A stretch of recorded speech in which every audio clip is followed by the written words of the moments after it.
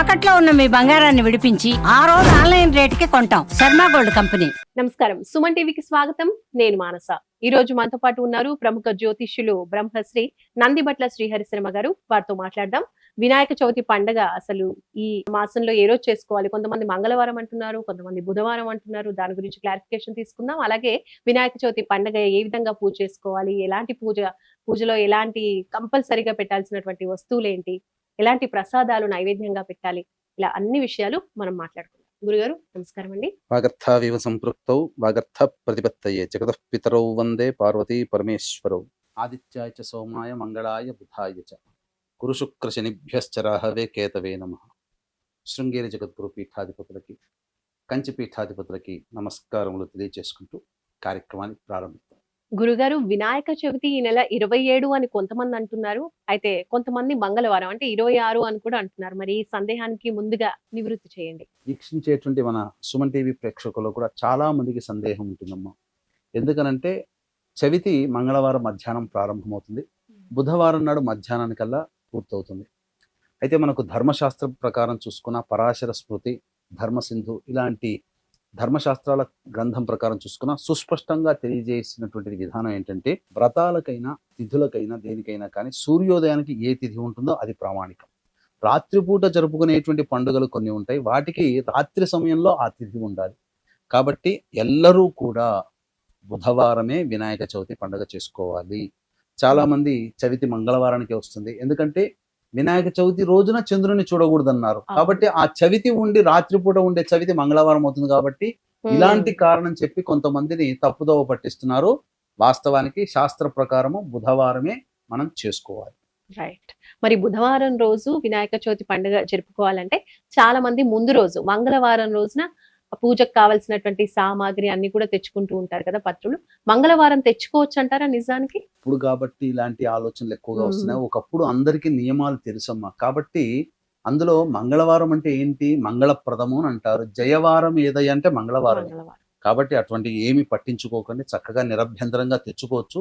మీకు మరీ అంత పట్టింపు గనక ఉండేటట్టయితే బుధవారం నాడు ఎలాగో ఉదయం పూట అన్ని వీధుల్లో సంబంధించినటువంటి విగ్రహాలు దొరుకుతాయి. మట్టి సంబంధించినటువంటితో చేసినటువంటి వినాయకుడి విగ్రహాలే మనం వాడుకోవాలి, అందులో సందేహం లేదు. ఈ పిఓపి ప్లాస్టర్ ఆఫ్ ప్యారిస్ తో చేసిన విగ్రహాలతో పూజ చేస్తే ఆ రకమైనటువంటి ఫలితము మనం పొందలేము.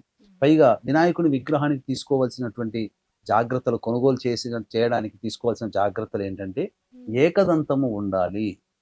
ప్రధానంగా ఒక దంతము సగం వరకు ఉండాలి. ఇక రెండవ ప్రమాణం ఏం చూడాలి అంటే, వినాయకుని యొక్క తొండము కుడివైపున ఉంటే శుభకరం, శ్రేయస్కరం.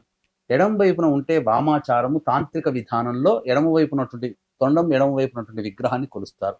కాబట్టి మనం అందరం కూడా దక్షిణాచారము శాస్త్ర ప్రకారం వెళతాం. కాబట్టి కుడివైపు ఉన్నటువంటి తొండాన్ని మనం ఉన్నటువంటి విగ్రహాన్ని తీసుకోవాలి.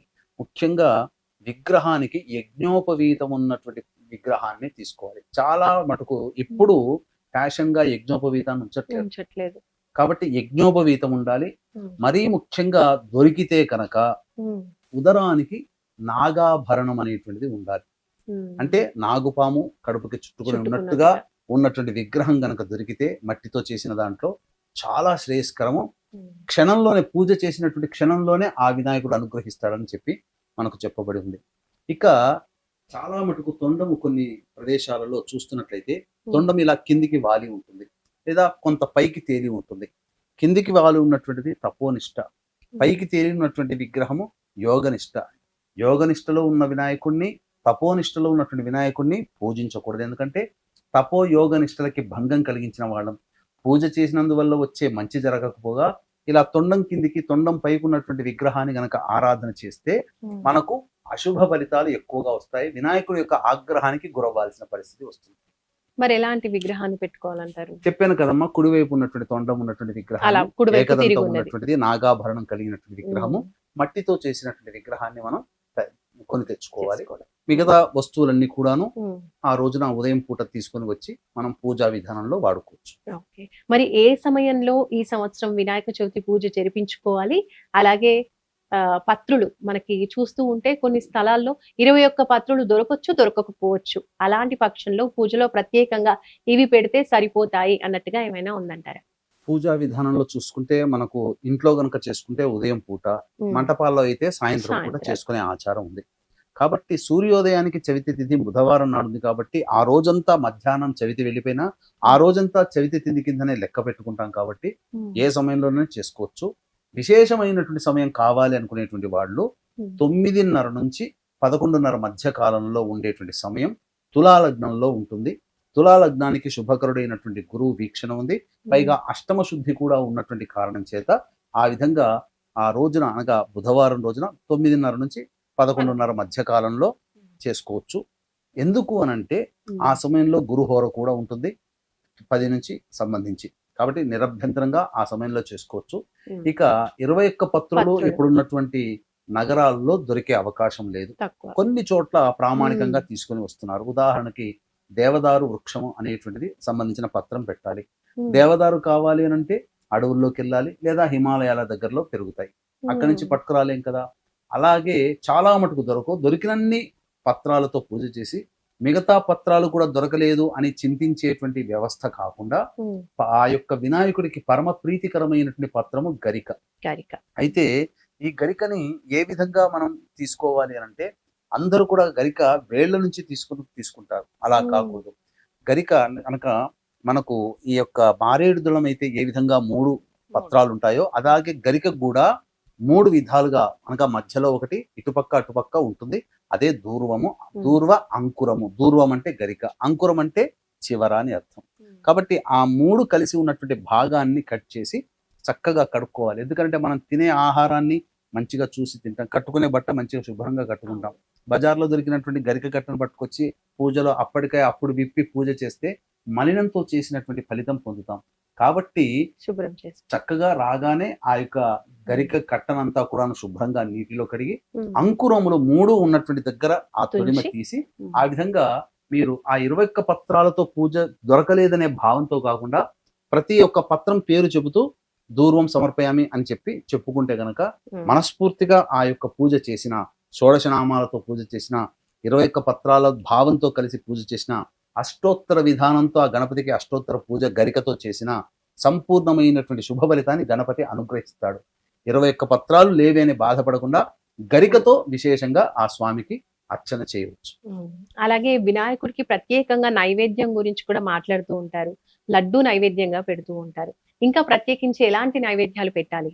వినాయకుడికి సంబంధించినటువంటి నైవేద్యాలలో మోదకాలు, ఉండ్రాళ్ళు, తాళికాలు ఇలా చాలా చెప్పబడి ఉన్నాయి. వెలగపండు, అరటిపండు. ఇక్కడ ప్రధానంగా వినాయకుడికి సంబంధించి పెట్టవలసినటువంటి నైవేద్యాలలో దోసపండు అనేటువంటిది చాలా ప్రత్యేకమైనది. ఆ నైవేద్యం దోసపండు గనక పెడితే చాలా శుభ ఫలితాలను ఇస్తుంది అని చెప్పవచ్చు. ఎందుకనంటే మనం ఆ యొక్క వినాయకుడి తండ్రి అయినటువంటి మృత్యుంజయుని యొక్క మంత్రంలో కూడా త్రయంబకం యజామహే సుగంధిం పుష్టివర్ధనం ఉర్వారుకమివ బంధనాన్ మృత్యోర్ముక్షే యమామృతాత్. ఇలా ఈ యొక్క శ్లోకంలో అర్థం ఏంటంటే మృత్యువు పండిన దోసపండు తొడిమ ఎలా అయితే బాధ లేకుండా ఇలా పట్టుకోగానే బయటికి వస్తుందో అలాగే నా ప్రాణం నా శరీరం నుంచి వెళ్ళిపోవాలి అనుగ్రహించని చెప్పి మృత్యుంజయుని వేడుకుంటాం. అంటే దోసపండుని అక్కడ మనం ప్రామాణికంగా చూపించాం. అలాగే ఈ దోసపండు ఈ యొక్క విత్తనాలు కూడా తనంతర తానికే విచ్చుకున్న తర్వాత తనంతర తానికే బయటికి వచ్చేసిస్తుంది. కాబట్టి ఈ యొక్క వినాయకుడికి దోసపండు చాలా ప్రత్యేకమైన నైవేద్యంగా చెప్పవచ్చు. వెలగపండ్లు పెట్టవచ్చు, అరటి పండ్లు పెట్టవచ్చు, చెరుకు గడలు పెట్టవచ్చు. ఏమీ లేకపోయినా, పెట్టగలిగే శక్తి లేకపోయినా, అందరికీ అన్ని శక్తి ఉండాలని లేదు కదా, కనీసం ఇంత చిన్న బెల్లం ముక్కనైనా పెట్టవచ్చు. దోస కాయ కాదమ్మా, దోస పండు అనేటువంటిది నైవేద్యంగా పెట్టాలి. ఇక వీక్షించేటువంటి ప్రేక్షకులకి ఈ సెప్టెంబర్ 7వ తారీఖు రోజున భాద్రపద పౌర్ణమి సందర్భంగా గ్రహణం ఏర్పడబోతుంది శతభిష పూర్వభాద్ర నక్షత్రాలలో. కాబట్టి ఈ నక్షత్రాల్లో జన్మించిన వాళ్ళతో పాటుగా వృషభ, మిథున, కర్కాటక, సింహ, తుల, వృశ్చిక, మకర, కుంభ, మీన రాశిలో జన్మించిన వారికి కూడా గ్రహణ దోష ప్రభావం ఉంటుంది. కాబట్టి మన పీఠం ఆధ్వర్యంలో ఆ రోజు రాత్రి 9 గంటలకి ఈ యొక్క శ్రీశైల క్షేత్రంలో ఈ యొక్క గ్రహణ దోష నివారణ కార్యక్రమాలు అనేటువంటి జరిపించడం జరుగుతున్నాయి. జపాలు, హోమాలు జరుగుతాయి. అవకాశం ఉన్న వాళ్ళు కార్యక్రమ తదనంతరం కాంటాక్ట్ చేసి పూర్తి వివరాలు తెలుసుకోవచ్చు.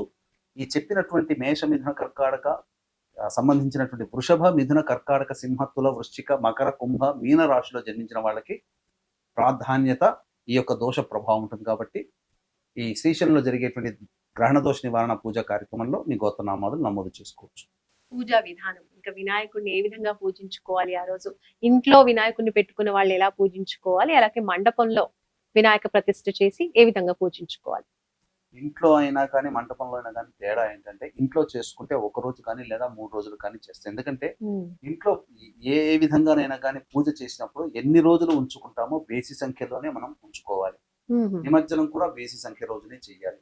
అయితే ఇక్కడ ప్రధానంగా ఎన్ని రోజులు ఉంచుకుంటామో అన్ని రోజులు కైంకర్యాలు స్వామివారికి 3 పూటలా చేయవలసింది. సమర్పించాలి.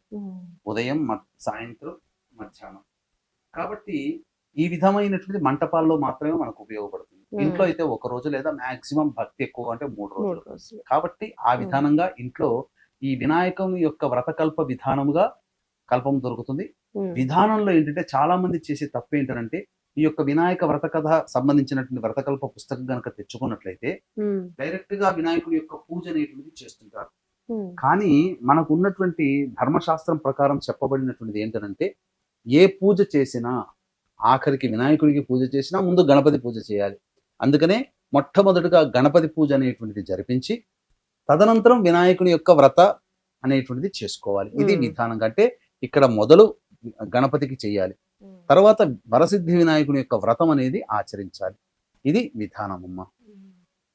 ఈసారి నిమజ్జనం సమయానికి గ్రహణం కూడా వస్తుంది. సెప్టెంబర్ 7th గ్రహణం కూడా ఉంది కాబట్టి ఎన్ని రోజులు స్వామిని పూజించుకోవాలి, ఎప్పుడు నిమజ్జనం చేసుకోవాలి? ఇక్కడ సంబంధించినటువంటి చాలా మందికి మీమాంస ఉంది. అంటే ఈ గ్రహణ సందర్భంగా నిమజ్జనం అనేటువంటిది పనికిరాదు కాబట్టి 5 రోజుల్లోనో 7 రోజుల్లోనో 9 రోజుల్లోనో ముగించేయని అని చెప్పి మనకు అనేక విధాలుగా చెప్పడం జరుగుతుంది. అనేక ప్రసార మాధ్యమాల్లో కూడా గ్రహణం ఉంది కాబట్టి ముందు 3 రోజుల ముందే మీరు నిమజ్జన కార్యక్రమం జరిపించేయండి అని. కానీ ప్రామాణికమైనటువంటిది మనకు కొన్ని ఉన్నాయమ్మా. కాణిపాక దేవాలయం కనుక చూసుకున్నట్లయితే 21 రోజులు అనగా 21 రోజుల పాటు ఈ యొక్క వినాయకుడి యొక్క ఆరాధన ఉత్సవాలు అనేటువంటివి జరుగుతుంటాయి. వినాయకుడి యొక్క సంబంధించినటువంటి మహోత్సవాలు. కాబట్టి అక్కడ సంబంధించినటువంటి ఆచారంలో చూస్తే ఆ గ్రహణ శూల అనేటువంటిది గ్రహణం ఏర్పడడానికి ముందు 9 గంటలు మాత్రమే. తదనంతరం ఆ గ్రహణ శూల శుద్ధి చేసుకుంటే తొలగిపోతుంది. కానీ అనంత పద్మనాభ చతుర్దశి అనేటువంటిది ఎప్పుడైతే కలుగుతుందో ఆ రోజే నిమజ్జనం చేయడం అనేది ఆచారం. కాబట్టి పౌర్ణమి ముందు రోజు అయింది కాబట్టి పౌర్ణమి రోజు వచ్చేటువంటి గ్రహణానికి నిమజ్జనానికి అసలు సంబంధమే లేదు. కాబట్టి నిరభ్యంతరంగా మనం ఎప్పటిలా అయితే ఉన్నామో ఆ విధంగానే మనం కార్యక్రమాలు చేసుకోవచ్చు. గ్రహణం ఉంది కదా అని చెప్పి భయపడి 9 రోజులకు 11 రోజులు ఆచారం ఉంటే 11 రోజులే చేయాలి. 11 రోజునే శుద్ధి అన్నప్పుడు ఆ విధంగా పౌర్ణమి ముందు రోజే మనకు ఈ సంబంధించినటువంటి నిమజ్జన కార్యక్రమం చేసుకోవాలి. అంటే సెప్టెంబర్ 6. గురుగారు, ఏటి సూతకం అలాగే మహిళలకి ఇబ్బందులు లాంటివి వచ్చినప్పుడు ఎలాంటి నియమాలు పాటించాలంటారు? ఇప్పుడు సాధారణంగా అన్ని ప్రిపరేషన్ చేసుకుని పూజా విధానం అంతా ఇలా చేసుకోవాలని ఎంతో ఉత్సాహంతో అందరూ ఉంటారు. ముఖ్యంగా మహిళలకు ఎక్కువగా ఉంటుంది పూజా విధానంలో. కానీ ఇది ప్రకృతి ధర్మంగా వచ్చేటువంటి ఋతుక్రమం అనేది చెప్పి రాదు. సడన్ గా సడన్ గా వచ్చేటువంటిది. ఆ విధంగా ఇబ్బందులు అనేటువంటి కలిగినప్పుడు అది 5వ రోజు అనగా వినాయక చవితి చేసుకునేటువంటి రోజు ఏదైతే ఉందో బుధవారం 5వ రోజు అయితే గనక చక్కగా స్నానం ఆచరించి ఆ రోజు వినాయకుని పూజ చేసుకోవచ్చు. 3 రోజులే కదా ఉండేది, 4వ రోజు మేము శుద్ధి అయిపోతామంటే 4వ రోజు ఇంటి పరిసరాలు శుభ్రపరచుకోవడానికి మాత్రమే శాస్త్రం అంగీకరిస్తుంది, కానీ దేవతా పూజలకి అంగీకరించదు. కాబట్టి వినాయక చవితి 4వ రోజు అయినా కానీ పూజ చేసుకోకూడదు. అటువంటి సంబంధించిన దాంట్లో భర్త గాని పిల్లలు గాని చేయవచ్చు, కానీ ఆ పూజ సంబంధించినటువంటి ఏ ప్రక్రియలో కూడా వాళ్ళు ఉండకూడదు. నియమం అంటే పూజ ఇచ్చేటువంటి నైవేద్యంలో కానీ ఆ చుట్టుపక్కల పరిసర ప్రాంతాల్లో తిరగడం కానీ ఉండకూడదు. ఇది చేయాలి. ఇక ఏటి సూతకం అనేసరికి చాలా మందికి అనేక సందేహాలు ఎక్కువగా ఉంటుంటాయి. అంటే ఏటి సూతకం అనేటువంటి అర్థానికి చాలా మందికి తెలియని విషయం ఏంటంటే, ఒకే ఇంటి పేరు గల వాళ్ళు ఎవరైనా చనిపోతే ఆ ఇంటి వాళ్ళందరూ, ఆ పేరులో ఉన్న వాళ్ళందరూ కూడా, ఆ ఇంటి పేరు ఉన్న వాళ్ళందరూ ఆ సంవత్సరం పూజలు మానేస్తారు. మరి ఇంకా విచిత్రం విడ్డూరం ఏంటనంటే, ఒక కుటుంబంలో 3 అన్నదమ్ములు ఉన్నారనుకోండి, అన్న చనిపోతే మిగతా 2 తమ్ముళ్ళు ఇంట్లో కూడా పూజ చేసుకోరు. అది చాలా తప్పు. శాస్త్రం ఎక్కడ చెప్పబడి ఉంది? ఇప్పుడు చెప్పినటువంటి 3కి కూడా తండ్రి ఉన్నాడు అనుకోండి, తండ్రి పోతే ఈ 3 అన్నదమ్ములకి ఏటి సూతకంలో ఉన్నట్టు లెక్క. తండ్రి లేడు కానీ 3 అన్నదమ్ములు ఉంటారు. అన్న పోతే అన్న కుటుంబానికి మాత్రమే ఏటి సూతకం తప్ప వీళ్ళకి ఏటి సూతకం ఉండదు. వీళ్ళు కేవలం 11 రోజుల వరకే మైలో ఉంటుంది. తర్వాత వీళ్ళింట్లో వీళ్ళు శుభకార్యాలు వీళ్ళు చేసుకోవచ్చు. ఇక్కడ గమనించాల్సినటువంటి అంశము ఇదొక్కటి. కాబట్టి ఏటి సూతకము అనేటువంటిది, అలాగే మహిళలకు వచ్చేటువంటి ఇబ్బందులు, ఇవి సాధారణంగా గమనించుకొని శాస్త్రాన్ని అనుసరించి ముందుకు పోవడం మంచిదమ్మా.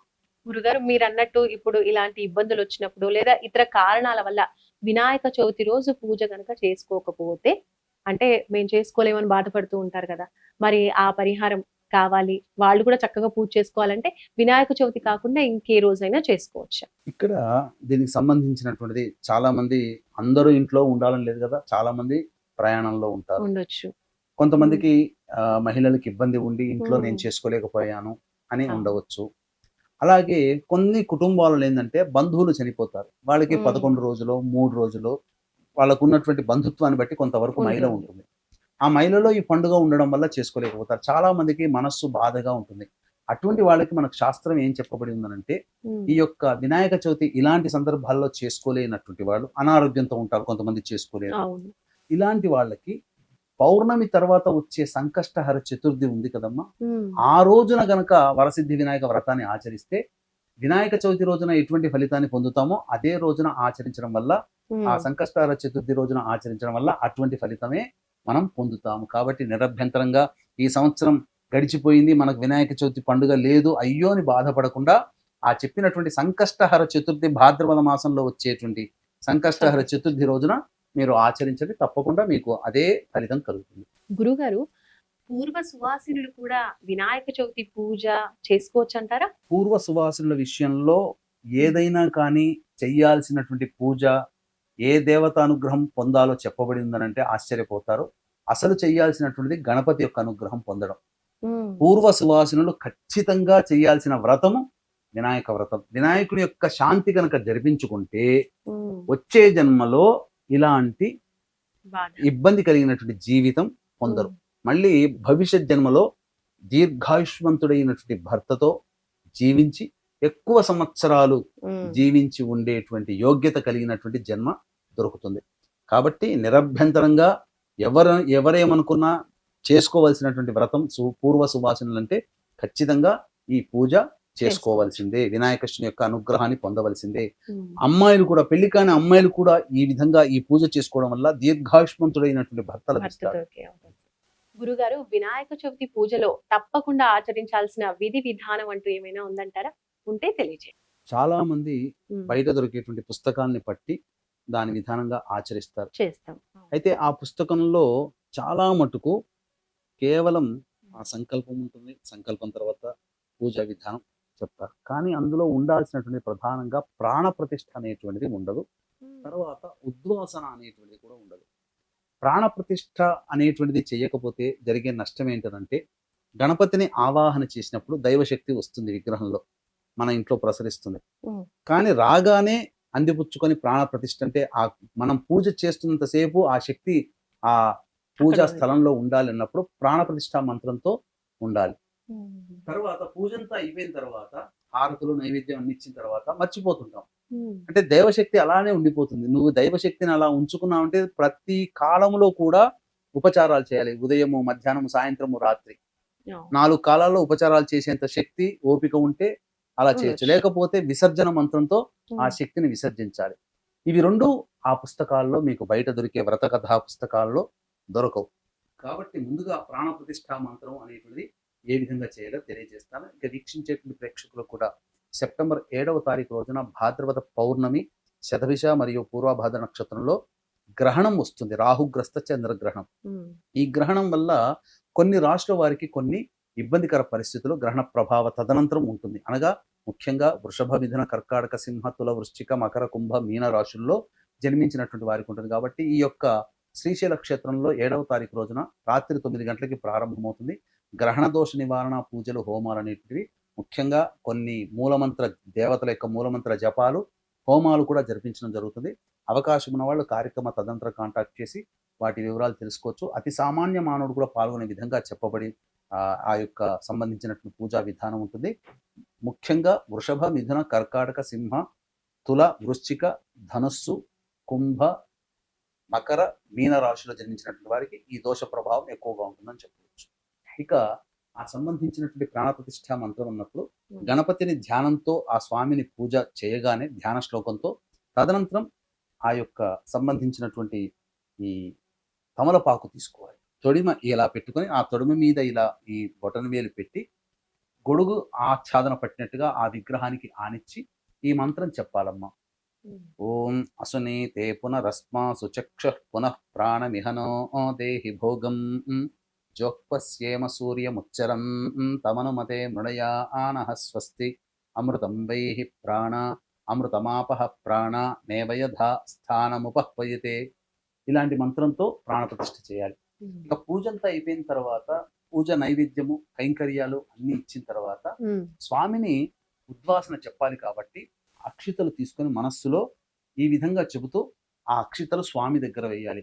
ఓం యజ్ఞేన యజ్ఞమయజంత దేవాః తాని ధర్మాణి ప్రథమాన్యాసన్ తే హనాకం మహిమానః సచంతే యత్ర పూర్వే సాధ్యాః సంతి దేవాః అనేటువంటి యొక్క మంత్రాన్ని చదివి అక్షితలు వేసి ఓంకారం చెబుతూ ఆ స్వామిని కదిలించాలి. ఈ విధంగా చేస్తే స్వామి యొక్క శక్తిని మనం విసర్జించిన వాళ్ళం అవుతాం. తద్వారా ఆ ఎంతసేపు ఉంటుందో ఆ దైవిక శక్తి మన ఇంట్లో మన సంబంధించినటువంటి పూర్తిగా మనం అనుభవిస్తాం, దైవానుగ్రహాన్ని పొందుతామని చెప్పవచ్చు. అలాగే వినాయక చవితి పూజలో గురుగారు చాలా మంది పుస్తకాలు, పెన్స్ ఇలాంటివన్నీ పెడుతూ ఉంటారు. ఇవన్నీ కూడా చక్కగా పెట్టుకొని పూజించుకోవచ్చు అంటారా?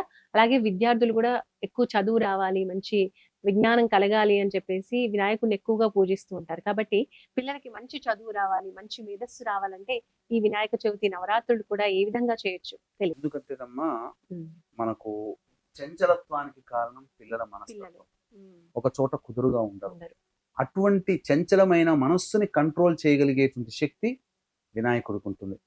అందుకనే మూలాధారము అనేటువంటిది ఉంది కదా, యోగ ధ్యానంలో పీక్ స్టేజ్ లోకి వెళ్ళిన వాళ్ళకి మూలాధారం గుండా ప్రవేశిస్తుంది.